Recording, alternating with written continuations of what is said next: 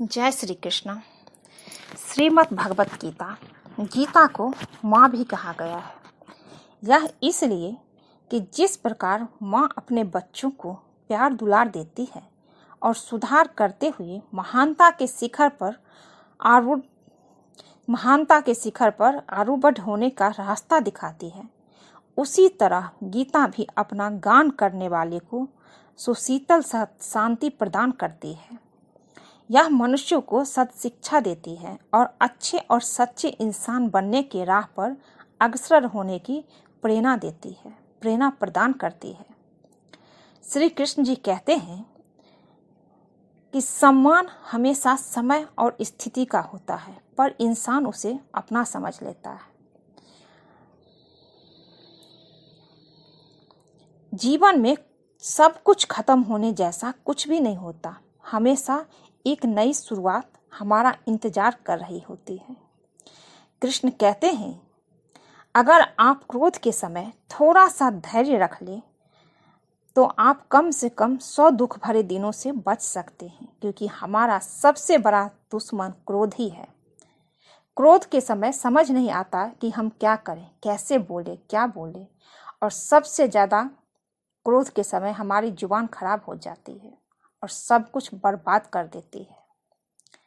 अगर आप क्रोध के समय थोड़ा सा धैर्य रख ले तो आप कम से कम 100 दुख भरे दिनों से बच सकते हैं। ऐसा श्री कृष्ण कहते हैं गीता में। कृष्ण कहते हैं, बिना मुहूर्त के इंसान जन्म लेता है, बिना मुहूर्त के ही दुनिया से चला जाता है। फिर भी इंसान अच्छे मुहूर्त के पीछे जिंदगी भर भागता रहता है। अगर विचार हमारे अच्छे हो और व्यवहार हमारे सच्चे हो तो कोई भी कार्य बुरा नहीं हो सकता, कोई भी समय बुरा नहीं होता। यदि तुम्हारे अंदर खुद को बदलने की ताकत नहीं है तो तुम्हारा कोई अधिकार नहीं कि तू भगवान या भाग्य को दोष दो। कृष्ण कहते हैं, जो इस आत्मा को मारने वाला समझता है तथा जो इसको मरा मानता है वो दोनों ही नहीं जानते, क्योंकि यह आत्मा वास्तव में ना तो किसी को मारता है और ना ही किसी के द्वारा मारा जाता है। यह आत्मा किसी के काल में भी ना तो जन्मता है और ना मारता है, तथा नए उत्पन्न होकर फिर होने वाला ही है, क्योंकि यह जन्मा नित्य सनातन पुरातन है। शरीर के मारे जाने पर भी ये मरता नहीं है, इन्हें कोई मारा नहीं जाता है। जो पुरुष इस आत्मा को नाश रहित, नित्य, अजन्मा और अव्यय मानता है, वो पुरुष कैसे किसी को मरवाता है और कैसे किसी को मारता है। श्रीमद् भगवत गीता में कृष्ण कहते हैं, जैसे मनुष्य पुराने वस्त्रों को त्याग कर दूसरे नए वस्त्रों को ग्रहण करता है, वैसे ही जीवात्मा पुराने शरीर को त्याग कर दूसरे नए शरीरों को प्राप्त होता है। इस आत्मा को शस्त्र काट नहीं सकते, इसको आग नहीं जला सकते, इसको जल नहीं गला सकता और हवा नहीं सुखा सकता। यदि तुम इस आत्मा को सदा जन्म लेने वाला तथा सदा मरने वाला मानते हो तो यह महाबाहु तू इस प्रकार करने वाली योग्य नहीं हो। कृष्ण कहते हैं, हे अर्जुन, यह आत्मा सबके शरीर में सदा ही अव्यय है। इस कारण संपूर्ण प्राणियों के लिए तू शोक करने योग्य नहीं है। जय पराजय, लाभ और सुख दुख को समान समझकर उसके बाद युद्ध करने के लिए तैयार हो जाओ। इस प्रकार युद्ध करने से तू पाप को नहीं प्राप्त होगा। कृष्ण कहते हैं अर्जुन से। कृष्ण कहते हैं, तेरा कर्म करने में ही अधिकार है, उसके फलों में नहीं। इसलिए तू कर्म के फल के हेतु मत हो तथा तेरी कर्म ना करने में भी आसक्ति ना हो। कृष्ण कहते हैं, उस दिन हमारी सारी परेशानी खत्म हो जाएगी, जिस दिन हमें यकीन हो जाएगा कि हमारा सारा काम ईश्वर की मर्जी से होता है।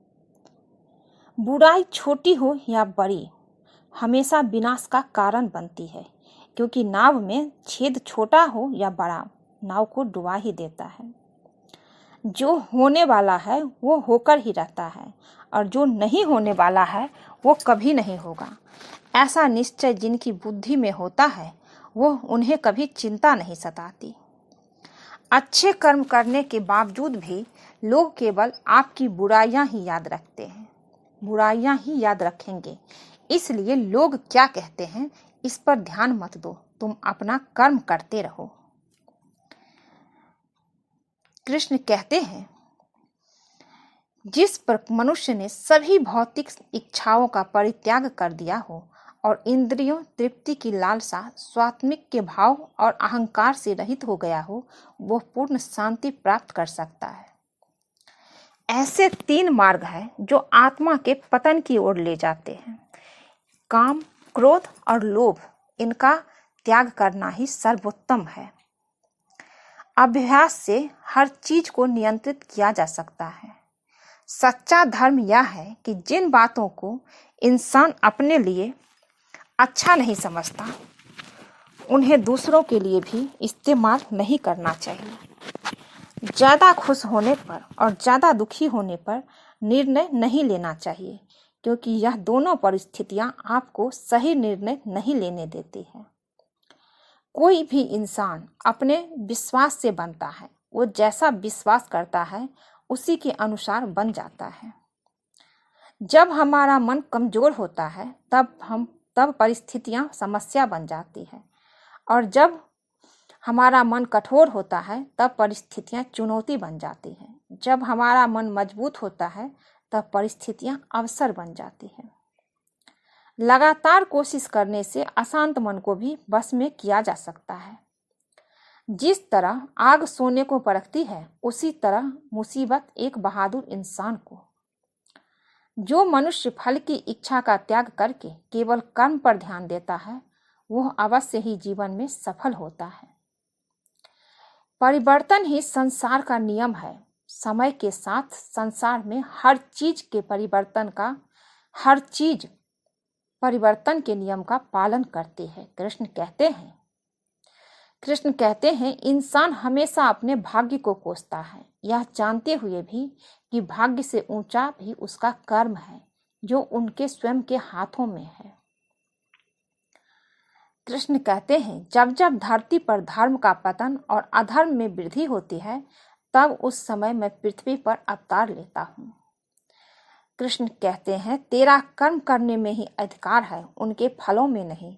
इसलिए तू कर्म के फल के हेतु मत हो तथा तेरी कर्म ना करने में भी आसक्ति ना हो। जिस मनुष्य ने अपनी सभी भौतिक इच्छाओं का परित्याग कर दिया है और इंद्रियों तृप्ति की लालसा, स्वात्मिक के भाव और अहंकार से रहित हो गया हो, वह पूर्ण शांति प्राप्त कर सकता है। आत्मा अजन्मा, नित्य, शाश्वत तथा पुरातन है। शरीर के मारे जाने पर भी वो मारी नहीं जाती। मनुष्य को अपने कर्मों के संभावित परिणामों से प्राप्त होने वाली विजय या जय, पराजय, लाभ, हानि, प्रसन्नता या दुख इत्यादि के बारे में सोचकर चिंता से ग्रसित नहीं होना चाहिए। कर्म करो, फल की चिंता मत करो। फल मिलता ही मिलता है, बस कर्म अच्छा होना चाहिए।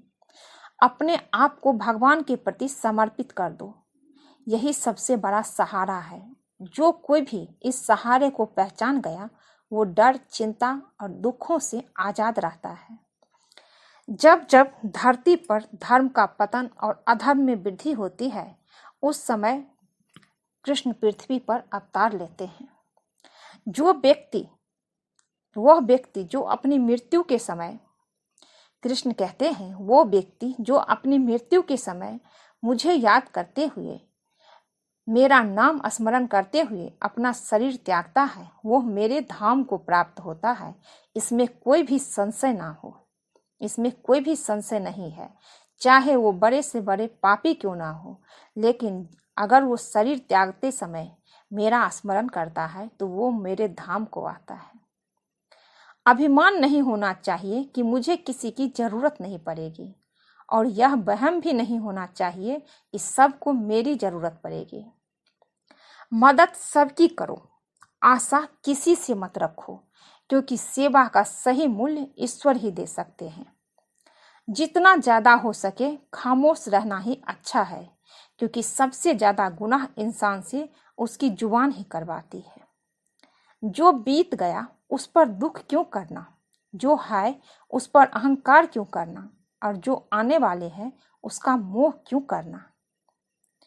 नकारात्मक विचारों का आना तय है, लेकिन यह हम पर निर्भर करता है कि हम उसे कितना महत्व देते हैं या फिर अपने सकारात्मक विचारों पर ही ध्यान लगाए रहते हैं। जो आपका है वो आपको मिलकर ही रहेगा, फिर चाहे उसे छीनने के लिए पूरी कायनात एक क्यों ना हो जाए। प्रेरणा का सबसे बड़ा स्रोत आपके अपने विचार है, इसलिए बड़ा सोचिए और खुद को जीतने के लिए हमेशा प्रेरित करें।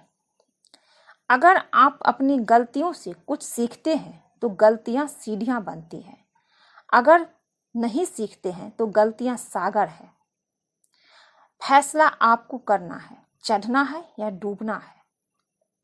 इस दुनिया में कोई भी पूरी तरह से सही नहीं है, कोई भी इंसान सर्वगुण संपन्न नहीं है, इसलिए लोगों की अच्छाई को देखकर उनके साथ अच्छे रिश्ते बनाइए।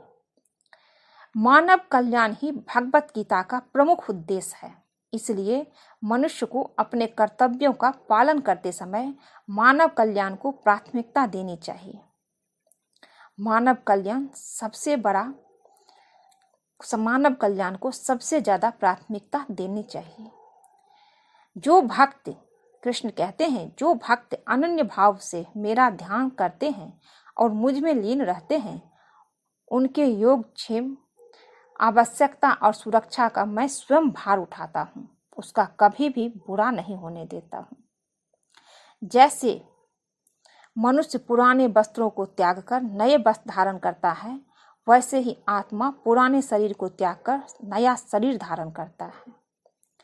मनुष्य को स्वयं अपना उद्धार करना चाहिए। कृष्ण कहते हैं, मनुष्य को स्वयं अपना उद्धार करना चाहिए, ना कि स्वयं को नीचे गिराना चाहिए, क्योंकि आत्मा ही मनुष्य की मित्र है और आत्मा ही उसकी शत्रु है।